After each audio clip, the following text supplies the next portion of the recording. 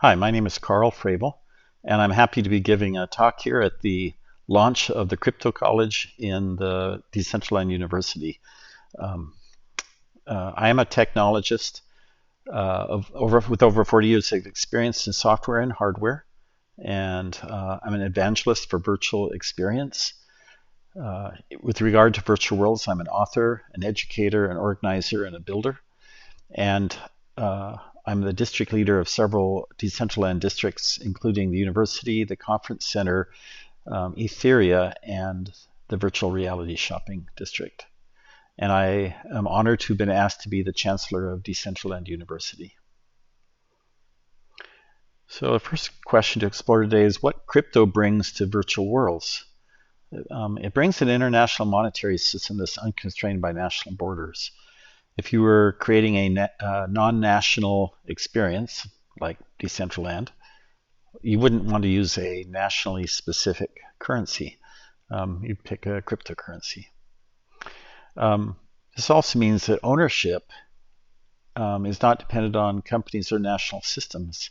If you had a land deed in a virtual world, would you go down to your county recording office to get it recorded? No, you'd record it on the blockchain. It also means you have permanence in the world, even if the founding organization of that created the virtual world wraps up. Therefore, your investment in land and in the improvements you've made to it and your engagement with the community in that world won't just disappear.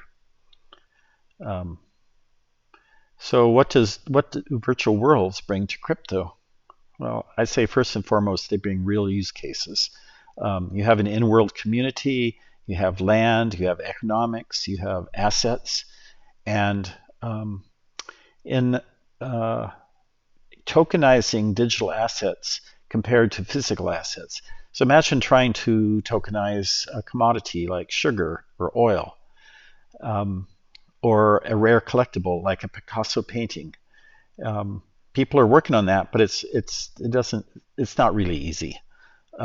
Whereas with a digital asset, you can design it to be easy to integrate with the NFT that represents it.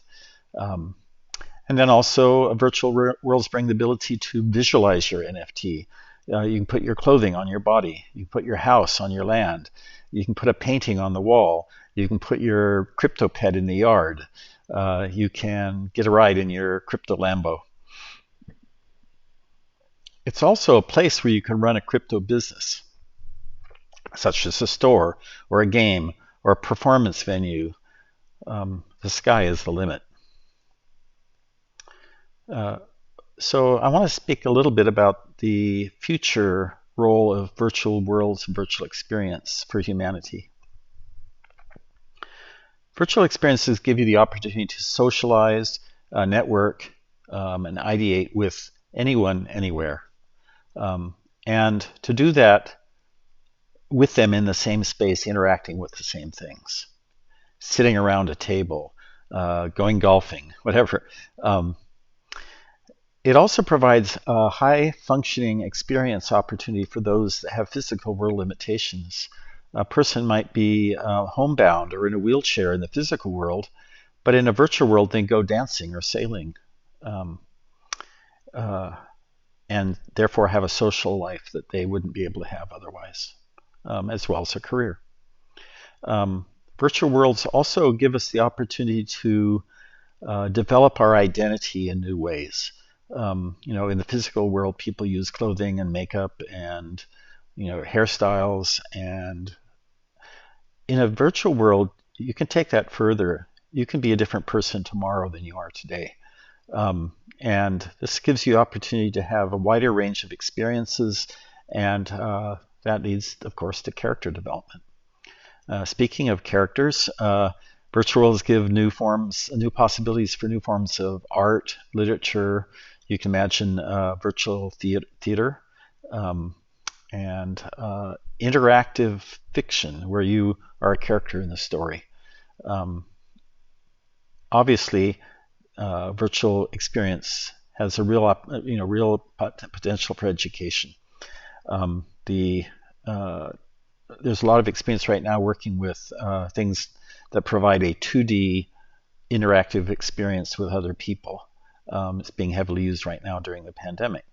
However, a virtual experience takes that further. You can actually be in a space with other people. You can handle 3D objects. You can make things um, and hand them around. I mean, there's opportunities there that are much more immersive and provide a better educational experience.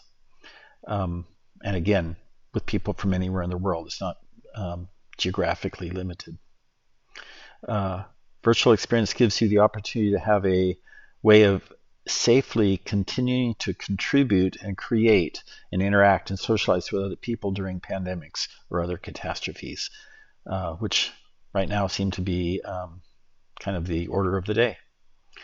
Uh, Also, there's types of remote functioning, such as telemedicine, um, decentralized governance that involves consultation and ideation with other people, not just voting.